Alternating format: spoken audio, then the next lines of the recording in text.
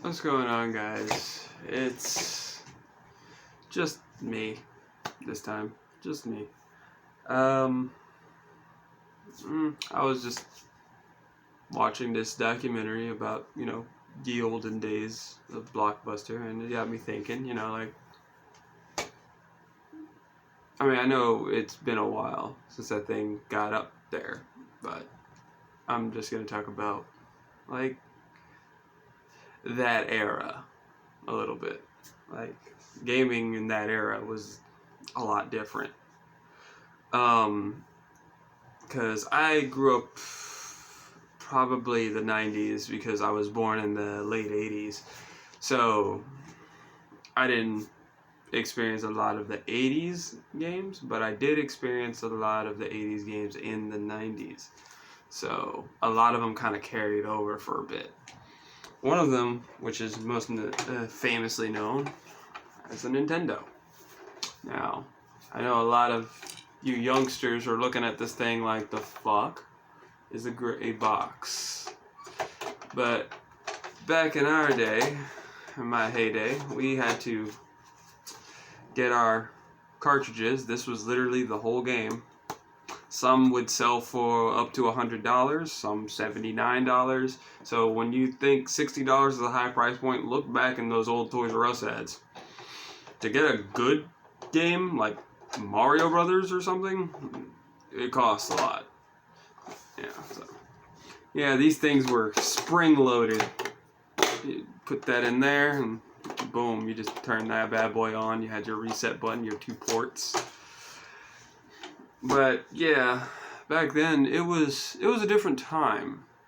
It was the years where renting something was awesome. It felt good. You had to have one of these bad boys right here, like a Blockbuster Card, or just before it died out, they started introducing the blue ticket, which gave you unlimited game rentals and movie rentals for up to, I think, 2 titles per rental, and they usually last about as long as you have this paid for a month. Some people just paid for the year. They were trying to really keep themselves afloat. But yeah, that time you could rent video games, you could rent movies, which a lot of movies came in this form of a VHS. As you can see here, I have my Indiana Jones VHS. Now, this one was a rental from... Originally, it was a rental from Farm Fresh. There was a video store inside Farm Fresh's at the time. And, they had their little Be Kind Rewind sticker. But yeah, going to the video store to rent a game, to rent a movie, hell, sometimes they even rented out the VCR itself. Or the console. Because they really wanted to keep people renting these things, because it was something that it was kind of like testing out something and then thinking to yourself, okay, I would like to own that. Like a VCR, you rent it out, it's like, VCRs ain't much, and then you rent one and you realize, okay, it's pretty cool, so buy one. But my experience is going to the video store. I remember going to... There was all sorts of them. There was Blockbuster, that was the most famous, and then you had like Game Crazy, you had Video Plus, you had there was another one I can't quite remember, but it was another video store from way back. And I remember just begging my mom, hey, if we get a Blockbuster card, I can rent video games so you don't have to buy them, and blah blah blah. And she of course was like more than happy to oblige her gamer son at the time, because things like video games were really expensive and we weren't exactly a rich household. So this was perfect. But it would be one of those deal things that parents make with their kids. It's like, okay, if you go to school and you do your work, blah blah blah, I'll give you money to rent on the weekends. And naturally I would rent games on the weekend. Um, my favorite era of renting games was around the time of the Super Nintendo. Not really the Super Nintendo. That was my best time, was the Super Nintendo era. But my favorite time was around the, we were transitioning between the N64 to PlayStation 2 era. The N64 PS1 era was transitioning. So there weren't that many N64 titles or PS1 titles. They were sort of weeding them out for the newer stuff. And I got a lot of like good titles out of that. There was a couple that I think I actually bought from the store. Yeah, I do. I have a couple that I actually did buy from a Blockbuster. Conquer Live and Reloaded was one. Breakdown, great game. You should try it. Lagaia 2. And yeah, those are my favorite ones to rent. But the feeling of renting something really, you would just walk in the store and be like, wow, this is the time. And then, there's also the 50-50 chance your favorite game or movie wasn't there. So you would be kind of left in the dust there. You'd have that panicky feeling of like, are you serious? It just came out today. It just came out today. How could it already be gone? How could it already be gone? I bought the thing. So, yeah. And you would go up to the counter, ask the clerk, and be like, hey, has anybody turned this movie or game in at all? Has anybody? No? Any estimate? Can you give me an estimate? No? But, yeah, I think a lot of people think that rental stores were no longer needed. But to me, I think the rental store brought up conversation. I think Blockbuster, Game Crazy, all that were icebreakers to me. Like, scenario sake, think about it. You and your buddies, like, yo, that new game just dropped. You want to go check out Blockbuster Video or something like that? You want to go to Blockbuster and check out, see if they got it? And, that would be a good old conversation from the time you leave your house to the time you get to the store. And if they had it, even better, because you got something to do over the weekend with your buddies, and you guys would, and a lot of times, I had my own Blockbuster card when I was a kid, because my mom didn't want to take me to the store. I would just walk. It wasn't that far. And so I would go there, rent a game, and my buddy would come over and pretty much spend the night. We try to play this game as much as we can over the weekend. And yeah, sorry about the lighting. It keeps going in and out. But we would play it as much as we could, and then we would return it. And the cycle would repeat itself. You see what I'm saying? Like, renting a game or renting a movie is the ultimate icebreaker. Going to see a movie is one thing, but going to see if a movie is there that you are interested in, that's something different.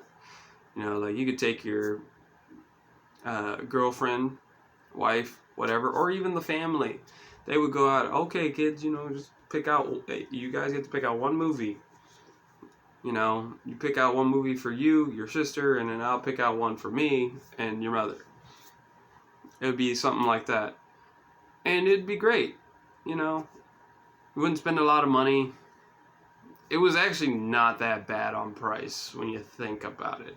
Because it was like, I think it was like $7 and some change to rent a game for 7 days. So you're basically spending $1 a day just to have the game in your person. And then you would return it. Of course, there was the late fees, but honestly, it wasn't that bad. 7 days is more than enough time to beat a lot of games back then. Especially if you're a kid. When you're a kid, go to school, come home, play the damn game. try to sneak past your parents after midnight to play it more. Yeah. Same thing with movies. You know, you'd go there, you'd rent your favorite movie, and you'd be like, oh, this is going to be awesome. I can't wait to get this home. And another cool thing that a lot of stores don't do often at that time was they didn't have the actual thing, the actual product on the shelves. A lot of times they would put a fake one up. Like they would just have the cover sitting there empty. And you just, but for them, they were like, oh, here you go. Which was cool that they had the covers at least up there, because you can like sort of see your synopsis of a movie. You know, see what it's about. I'm just looking at this thing like I remember watching these movies religiously. And it's pretty cool, you know, like you go up there and you, let's see, rent a game. I gotta really reach. Woo! I didn't rent this from Blockbuster, but this is just an example. But like, most places, like, if you go... And was able to bring in enough capital.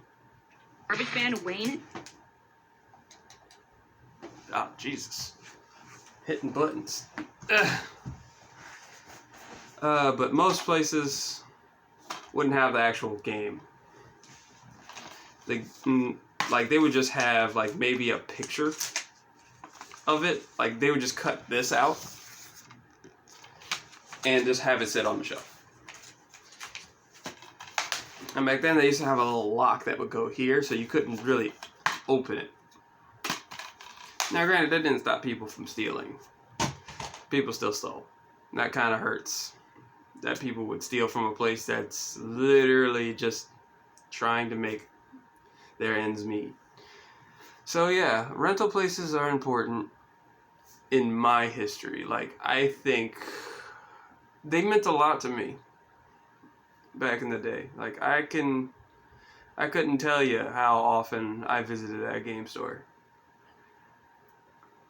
Like, I would get excited as a child just to rent fucking Clay Fighter for the Super Nintendo. It wasn't a great game, but I was excited about it. You know, I was excited. Oh, Earthworm Jim, let's try that. Different things like that. I think people take for granted the experience that they got from having a rental store. Or just what set the standard. Like, things like Netflix, Hulu, and all that, they're convenient, yes, but they'll never have that experience. You'll never get that experience from just scrolling through a screen. I don't know. It's a different time, I understand, but Netflix isn't the true reason that Blockbuster died.